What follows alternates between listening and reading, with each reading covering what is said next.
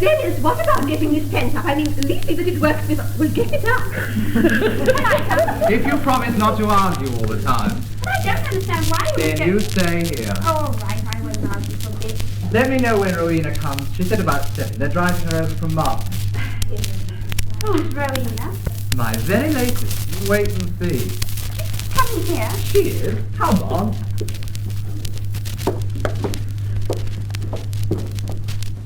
Oh, Arthur, what are we to do? What about? Oh, Arthur, don't be so dull about Miranda. It's all Dennis's fault. She's hero-worshipped him for years and he's encouraged her. Rot, he's old enough to be her father and he treats her like a brother. I'm very fond of Miranda. I'm afraid she's going to get hurt. Who's going to hurt her? Dennis! Oh, my dear, you can't be so blind that you can't see that the poor child thinks she's in love with him. Miranda in love? Absolute rubbish. How old is she? 15?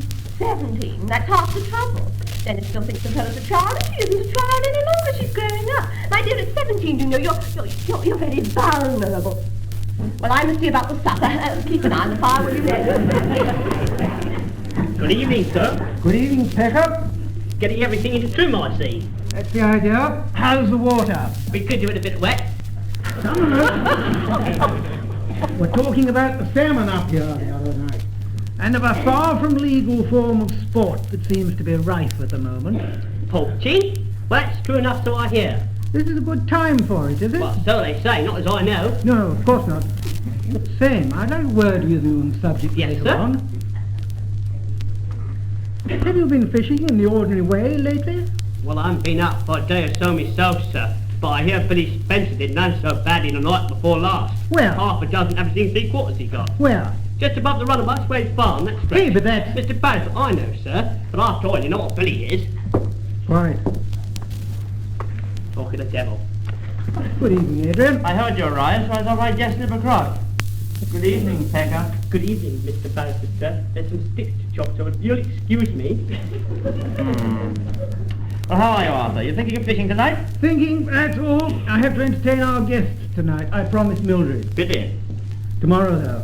I hear the river's very low. Oh, very. Unless it rains, I'm afraid it won't be much use. It's exceedingly vexing. Still, of course, we can try. Of course we can. Dry fly is the most likely bet, I think. I made myself a very jolly little fellow the other day. I brought him over to show you.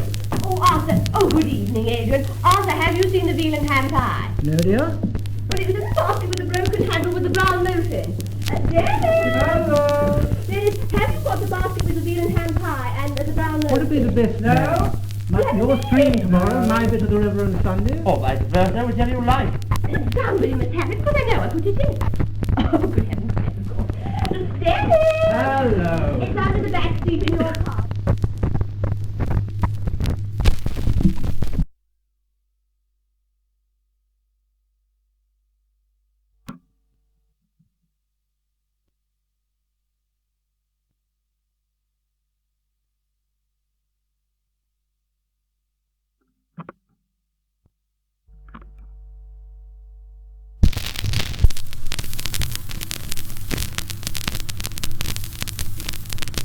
Oh, Arthur, it's gone wrong again. Go and see what you can do to it. Part of the thing. Oh, and take all this rubbish off my table. Ah, that greasy bottle. I'm so sorry. Oh, there's yours. That's quite all right. I've got the glass. Mary's on her way round. Oh. Have you said anything to her, Adrian? No, I just sit dumb and paralysed when she's in the room, or scatter like an idiot.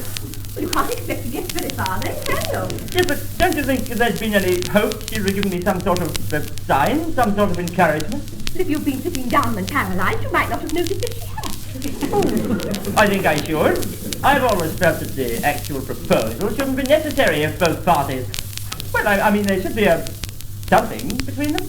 And you don't think there's any of that between you? I'm afraid not. Well, I really don't know what to suggest. The ordinary method seems to be quite satisfactory in my own case. Arthur said, "Will you marry me?" And I said, "Yes, when?"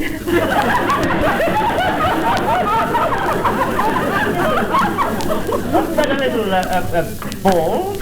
Well, we had a a few embroideries later, but at least it was quite clear. I don't think all women would like it. Oh, Adrian, what do you know about women? Stop being a psychologist and get on with it. Yes, but I don't want to spoil everything by rushing things. A little rushing might make a step change, don't you think? Women have to be wooed. Go on. Oh, Adrian, don't use such silly words. I should like to think of Mary living in our old house with you. So would I. Her old house may be very old and quaint, but Plumbing is even older and quainter. She'd be much more comfortable with you at Whiteways. Now that's an idea. What is it? Has Arthur hanged himself? No, dear, I don't think so. Well, his legs are dangling through the manhole in the house anyway. Oh, my dear, isn't that just like him? He's mending the wrong thing. Excuse me.